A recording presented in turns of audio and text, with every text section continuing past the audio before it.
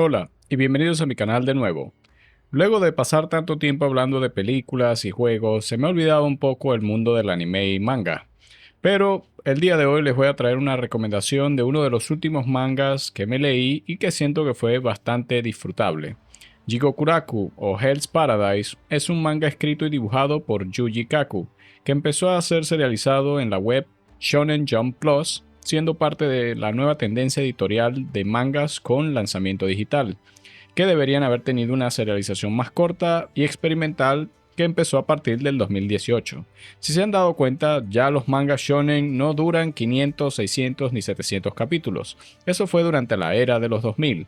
Hoy en día se tratan de rondar más los 100, 200, máximo 300 capítulos para que el mangaka no termine completamente destruido al final de haber escrito y dibujado su obra. No es de extrañar entonces que, habiendo sido asistente de Tatsuki Fujimoto, el mangaka de obras mega exitosas como Fire Punch y Chainsaw Man, el autor tomó la influencia de su maestro para tener este estilo narrativo de alto impacto, con tintes de horror y una eficiencia narrativa, ya que solo tiene 13 volúmenes, que es lo que ocupa la obra, y creo que tiene un despliegue artístico consistente durante todo su run. Y a diferencia de otros mangakas que se encadenan para siempre como asistentes y secundones de series originales, veamos el caso de Ikemoto con Boruto o de Toyotaro con Dragon Ball Super, parece que Tatsuki Fujimoto sí le da a sus asistentes el espacio creativo y lo que debería ser una oportunidad de ser mangakas por derecho propio. Ya estoy hablando de Yuji Kaku con Hell's Paradise, ya sacó una nueva serie llamada Ayashimon que no he leído, está Tatsuya Endo, el autor de Spy X Family, otro mega éxito tanto el anime como el manga. Yukinobu Tatsu, que es el autor de Dadan Dadan, que además de ser un éxito del manga, también está haciendo un explosivo éxito del anime. E incluso podremos mencionar a Tohuro Kuramori con Centuria, que no he leído pero que sé que también existe. Vemos que el estudio o la forma de trabajar de Tatsuki Fujimoto influencia mucho a sus asistentes, pero siempre les da la oportunidad de destacarse por méritos propios. Ojo, esta reseña se va a basar básicamente en el manga de Hell's Paradise, no en el anime, porque decepcionantemente este anime sí recibió un tratamiento de clase B por parte del estudio MAPPA. Sé que había mucha gente emocionada porque estaba siendo animado por el mismo estudio que hizo la animación de Chainsaw Man, pero he de decir la verdad, la animación de Chainsaw Man a mí no me gustó tanto y vi que para Hell's Paradise hicieron básicamente el equipo B o un proyecto para entretenerse mientras tanto, pero sé que no le dieron el cariño y la animación que se merecía, así que la review que van a ver, que van a escuchar en este video, simplemente se trata de un análisis del manga. Volviendo al manga, este pertenece al género seinen. La ubicación es la era Edo o el periodo Tokugawa, que va desde el 1603 al 1868, un periodo histórico donde la figura del shogun adquiere un importante peso político, generando una unificación del país del Japón, que antes era gobernado localmente por los daimios. En una sociedad completamente cerrada, estricta y bajo el mando de este shogun, conocemos la historia de Gabimaru, un ninja famoso de la aldea de la Roca, condenado a muerte luego de ser capturado en una misión fallida. El gran problema es que, aunque Gabimaru no pone resistencia, el shogunato no da con un método que de hecho pueda matarlo. Intentan quemarlo, desmembrarlo, atravesarlo, pero el cuerpo altamente entrenado de Gabimaru se resiste a cualquier método de ejecución. Aunque para Gabimaru la vida no tiene mucho sentido, ya que él se considera un arma humana incapaz de sentir sin importarle cuántos asesinatos hubiera cometido. Vemos un arco de personaje similar al de Zabuza en Naruto. Es en este momento que el shogunato decide llamar al clan Yamada Asaemon, un clan especializado en la ejecución de criminales por medio de decapitación, con espadachines expertos en el manejo de la espada que sirven lealmente al shogunato. En este caso se envía a Sagiri, una novata del clan que todavía está insegura de su trabajo y su capacidad dentro del clan. Sin embargo, a pesar de esto, cuando se encuentra con Gabimaru puede deducir rápidamente que él está en una negación, que de hecho no se quiere morir y que tiene un motivo para mantenerse vivo. Al descubrir esta fachada, se la deja en claro a Gabimaru que sí puede decapitarlo si ella lo quisiera. Pero antes de poder hacerlo, se le revela a Gabimaru y a Sagiri que existe una forma de evitar esta ejecución.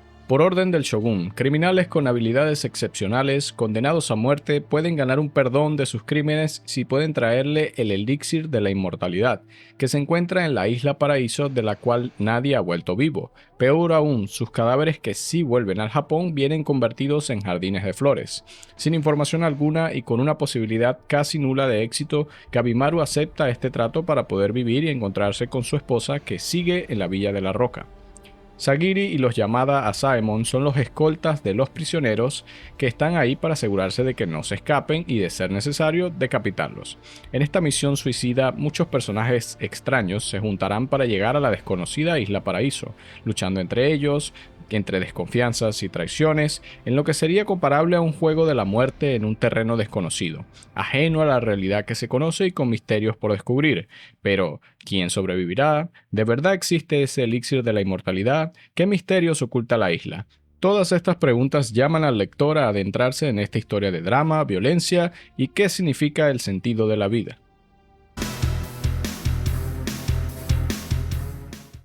Con una premisa como esa, Jigokuraku toma inspiración de la mitología de la era para crear una atmósfera pesada del realismo brutal de la era Edo, donde las ejecuciones eran una tarea de todos los días. Los asesinatos y la violencia eran usuales en todo el Japón, de figuras míticas como ninjas, samuráis, gigantes y sobrehumanos. Tanto criminales como los ejecutores son dibujados con estilos únicos, formas variadas y vestimentas que reflejan su personalidad.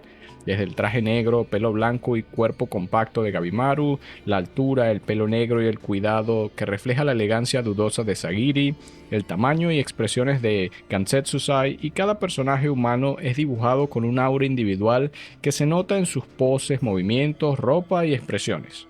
Los fondos son extremadamente detallados y opresivos en cierto sentido, con vistas magníficas, pero que reflejan una belleza envuelta en la violencia o el terror de las circunstancias. Desde los edificios, el cielo, la naturaleza, se ilustran con lujo de detalles y perspectivas memorables que combinan lo contemplativo con lo macabro. Las páginas dobles son impresionantes porque enfocan un estilo artística del manga de horror. Similar a Junji Ito o al mismo Fujimoto, Kaku utiliza su propio enfoque del horror corporal y la mitología asiática para describir un mundo fantástico pero horrible para los personajes que lo habitan. Lo puedo denominar algo así como el horror budista del Tao, ya que mezcla la iconografía del budismo con las flores, el samsara, la figura distorsionada del Buda, y con los claroscuros basados en el yin-yang o en el taoísmo, que se expresa aún mejor en un manga dibujado en blanco y negro. Ya en la isla como tal, los elementos fantásticos toman precedente desde las figuras de los árboles, las flores y los insectos o criaturas que son deformaciones del cuerpo humano y mezclas de elementos sin un sentido biológico.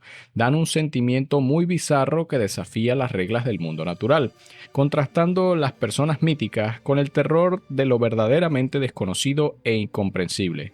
Mención especial a estas criaturas que son los Tensen y los demás que siguen la tendencia de ser espeluznantes y confusas para transmitir esa desorientación al lector con una dualidad contrastante.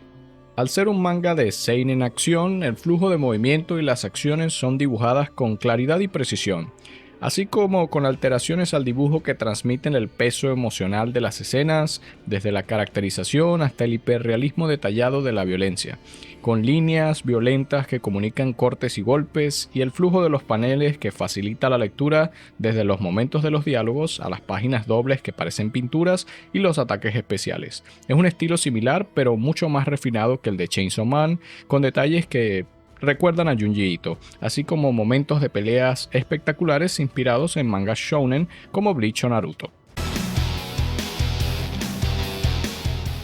Ahora hablaremos de los personajes. Pero aunque el arte es fantástico y la premisa es bastante interesante, toda historia se sostiene por sus personajes, que son el lazo emocional de la historia con el lector. Sus arcos narrativos y temas, incluso sus defectos, nos comunican experiencias que podemos entender como personas. Afortunadamente, Jigokuraku desarrolla personajes complejos que desafían los estereotipos que inicialmente se les pueden asignar. La obra es bastante variada a la hora de tomar tropos conocidos y cambiarlos en formas que podrían tener sentido o que los expanden cuando es necesario. Gabimaru el vacío, que representa el yang.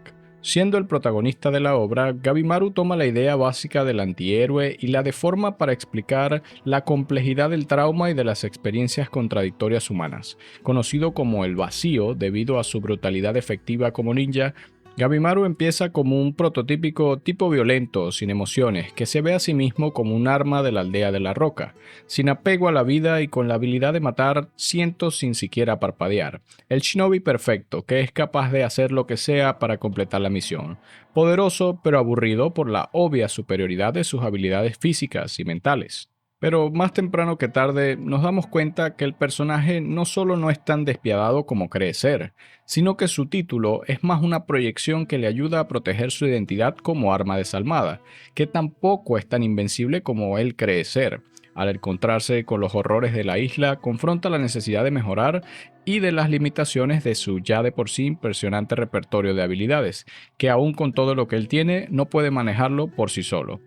Comienza como la fantasía usual de ser poderoso e insensible al dolor emocional, pero rápidamente el personaje se revierte a ser un humano complejo, ya que de forma inusual para cualquier manga, Gabimaru es un hombre casado, que creó una conexión emocional con su esposa Yui, que es la hija del jefe de la aldea, y de hecho es la idea de volver a ella lo que lo motiva a llevar a cabo y terminar la misión, ya que es con ella que formó el carácter humano emocional luego de ser usado durante décadas como un arma deshumanizante. Unidos en medio de esta situación horrible, ambos se conectan al sentirse marcados como defectuosos, pero aún así deseando ser felices en los momentos más simples de la vida, como comer arroz juntos. Su dedicación a volver a ella y poder vivir juntos una vida normal es la chispa que lo hace un personaje masculino mucho más maduro, ya que no lucha por una idea vaga de un sueño como ser el líder de la aldea o un romance no correspondido infantil, sino por la oportunidad de cumplir su rol como esposo, ser mejor persona y ayudar a otros teniendo un rol como de mentor para otros personajes. Llamada a Simon Sagiri, que representa el Yin. Sagiri es una mujer adoptada por el clan Asaemon Yamada, en una época donde las mujeres no estaban permitidas como ejecutoras. Ella está llena de talento y de dudas, no está totalmente convencida del valor de su trabajo y de la misión dentro del clan, pero demuestra su habilidad con la espada contrastada con su personalidad recta pero amable. Sagiri comienza completamente insegura y es a través de sus interacciones con Gabimaru que crece un sentido de lo que de verdad quiere hacer, qué es lo correcto para ella y cómo debería entender sus emociones. Suele tener culpa por no ser tan determinada, culpa por ser una ejecutora y ser una espadachín mujer y todo lo que representa esto dentro y fuera del clan. Su condición es una lucha para ella, que busca superar siempre con ayuda de mentores, tratando de sacar lo mejor de las personas que conoce, pero siendo incapaz de hacerlo todo por sí misma. En ambos sentidos, ella es letal pero elegante. Sagiri es como el núcleo emocional de donde se desarrollan muchos de los otros personajes, formando el núcleo de relaciones más interesantes. Y de nuevo, siendo novedoso para un shonen, no es el interés amoroso que se podría asumir. Sus emociones van más allá y esto demuestra un alto nivel de madurez. Personajes secundarios. Yasuhira es una kunoichi, es decir, ninja mujer que utiliza el engaño y sus habilidades para manipular a cualquiera que se cruce en su camino. Seductora, peligrosa, inicialmente se creería que es una egoísta, narcisista, pero que de poco a poco revela un lado más humano y demuestra ser capaz de empatizar y preocuparse genuinamente por otras personas. A veces es tensa, a veces es Sagiri, Mei o el propio Gabimaru. Podría decir que se parece un poco a Ada Wong. Gensetsusai. La espada dragón es un legendario espadachín deambulante que es violento, bruto, tosco, mujeriego y grosero. Gensetsusai es una gran amenaza por su capacidad y amor a la violencia, cosa que me recuerda mucho al personaje de Kenpachi, vean mi video al respecto, pero sus experiencias en la isla, así como la amistad con su escolta Fuchi, le hacen recordar y reconsiderar mucho por qué hace lo que hace, el propósito de lo que significa ser fuerte y cómo debería utilizarlo en su vida. Parece ser un personaje un poco bruto o tosco, pero al final te das cuenta de que es un hombre con mucha capacidad introspectiva. Llamada a Simon Shion. El maestro Shion es un espadachín excepcional, determinado y centrado en su deber, lleno de templanza y valor. Es como un hermano mayor o figura paternal con un sentido del humor sarcástico basado en su condición de ceguera. Está lejos de ser una limitación para él, de hecho en cierto sentido es una ventaja que él aprovecha contra enemigos humanos y sobrenaturales. También demuestra ser muy humilde y conciliador, buscando hacer lo que considera correcto, aunque esto implique sacrificarse múltiples veces. Recuerda un poco a Daredevil porque siempre se burla del hecho de ser ciego o hace chistes referentes a su ceguera. Llamada a Simon Senta. Senta es un espadachín temeroso, tímido y rechoncho. Es muy amable e inocente, aunque sí posee habilidad para el combate. Es más un pensador que un luchador, teniendo un conocimiento enciclopédico de teología, historia y datos curiosos. Es nervioso, pero bien intencionado con otros. A pesar de nunca haber querido ser un ejecutor y tener más predilección por el dibujo, se toma su rol muy en serio, curiosamente desarrollando un enamoramiento por Yasuhira. Asa Chobei y Asa Toma. Los hermanos Asa son un par dinámico y contrastante. Asa Chobei, el hermano mayor, es un líder de pandilla despiadado, ingenioso y un completo bastardo que solo se preocupa por sí mismo y por su hermano. Es interesante este personaje porque físicamente se parece mucho a Bakugo de My Hero Academia, pero a diferencia del último, este sí está mucho mejor escrito y tú entiendes por qué el tipo es un bastardo loco. No es como Bakugo, que nunca entendí cuál era el punto de su arco de personaje o el de su odio. En cambio aquí, el hermano menor, Asa Toma, que es reservado, silencioso y discreto, sirve como motivación principal que muestra este fuerte lazo de lo que implica hacer el sacrificio de un hermano por el otro, para lograr objetivos, y a pesar de ser tan diferentes, se parecen mucho en ciertas situaciones interesantes dentro del manga, dándole mucho más a esta dimensión de las relaciones entre familiares. Llamada a Saemon Fuchi. El escolta de Gensusai, siendo un joven espadachín del clan, él es el científico, especialista médico e investigador del clan. Eternamente curioso y frío, suele explicar todo en términos de su labor científica. Desde sus técnicas de combate y su personalidad, él busca entender el cuerpo humano, la naturaleza y todo lo que lo rodea. Es sumamente extraño en su comportamiento y sus intereses particulares, aunque son muy útiles, le causan muchos problemas, ya que la gente dentro y fuera del clan sienten repelús al conocerlo. Muy a pesar de esto, él es muy entendido y en el fondo un muy buen amigo y compañero para todo el mundo. Como estos, hay más personajes que van desde lo gracioso, a lo inspirador, a lo aterrador. El elenco expandido suele aportar ideas interesantes y resaltantes, aunque aparezcan poco tiempo en el manga. Villanos. Lord Tensen. Lord Tensen y sus distintos avatares son un grupo de villanos que desafía física y mentalmente a todos los que buscan el elixir de la inmortalidad.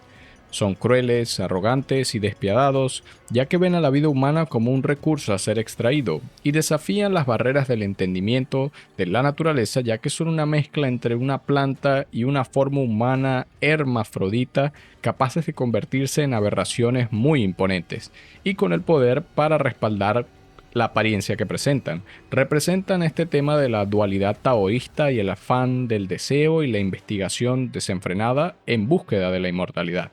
El jefe de la aldea de la roca. Y no estoy hablando de Onoki. Este es alguien distinto. Es una figura un poco mítica dentro del manga, ya que se cree que es inmortal, que manipula y conspira para acabar con Gabimaru por haberlo traicionado, teniendo a su propia hija secuestrada para obligar a Gabimaru a que cumpla todas sus órdenes. Demuestra la bajeza y la crueldad del mundo ninja, y sus maquinaciones llegan hasta la isla, causando un dolor de cabeza para todos los personajes. Es una sombra que constantemente acosa y recae sobre Gabimaru, aún no estando realmente presente dentro del manga. Desde sus recuerdos y los esbirros que manda, trata de manipularlo para que sea el arma que él creó. Jigokuraku es un manga seinen, pero también toma mucho prestado del género shonen, ya que se enfoca en las peleas resaltadas por habilidades sobrehumanas y más adelante un sistema de poder llamado el Tao, que explica las técnicas especiales de las que son capaces ciertos personajes. El Tao se basa en la filosofía real del taoísmo, o el balance o equilibrio de las fuerzas vitales enfocado en la intención por el usuario. Representado como un yin y yang, el Tao es la fuerza vital del universo, una vibración energética que yace en todos los seres, pero que solo es accesible o visible para excepcionales individuos, dándoles percepción extrasensorial del flujo del Tao, mejorando todos sus sentidos y resistencia a los ataques, así como mejorando sus propias habilidades como velocidad, fuerza y capacidad de daño. Al mismo tiempo, el Tao tiene propiedades basadas en los 5 elementos chinos: tierra, fuego, madera, agua y metal, que contrarrestan o apoyan dependiendo del caso, llevando una dinámica adicional de compatibilidad a la hora de establecer las peleas. Además, el Tao, siendo un flujo, requiere un nivel de concentración y entendimiento de las fuerzas contrapuestas, algo así como fuerte débil, claro oscuro, ira y paz, el yin y el yang, la duda entendida como una fuente de poder equilibrado, es decir, que entre más entendimiento tenga el personaje de su estado emocional existencial, más puede acceder y utilizar el Tao como herramienta. Es curioso porque entre más autorrealizado y más maduro eres como personaje dentro del manga, más poderoso te vuelves utilizando el Tao, ya que entiendes las cosas que puedes cambiar, las que no puedes cambiar y cómo accionar de forma adecuada.